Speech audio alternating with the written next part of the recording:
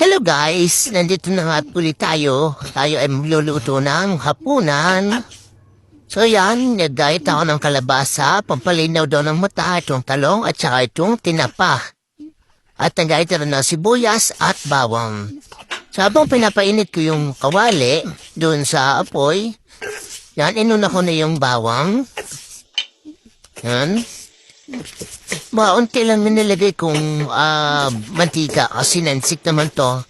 So yun, nakita ko na rin yung panghalo na kahoy. So yun na yung gamitin ko habla ang kapatid para hindi daw magaskisan yung non-stick na kawali. Yan. Sud ko na rin yung sibuyas. Dahil Biyernes nga kahapon, yan na maraka na tayo ng kompleto ng pangrekado. May bawang na at may sibuyas.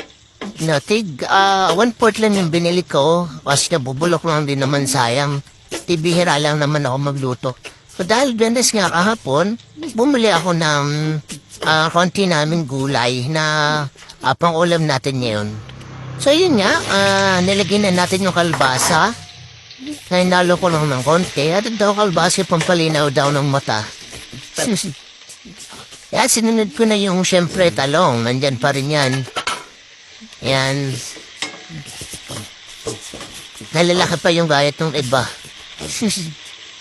Hindi ka na rin nakikita. So yan na nga. Yan. So nalagyan ko na rin ng toyo, silver swan soy sauce. Baka naman silver swan endorser. Yan. So konti lang nilagyan kong toyo para mapaalat at hindi na natin makain. Ito po ay ginisang gulay na pinaka-flavor nito ay lalagyan natin ng tinapa. Yan, nalagyan ko na ng kaunting tubig. Tapos nalagyan ko na rin yung niniknik ko na tinapa. Yan, pampalasa. Napakasarap na yan. So, hindi na nga pala ako naglagay dito ng mga kagain ng mga magic sarap, mga ginisa mix. So, tamang yan na lang, So, nalagay ko na kanina yung mga paminta. Yun. Yun na nga, atin ng titimusan ang ginisang gulay na may niniknik na tinapa. Yun, guys. Thank you. Wow, sarap.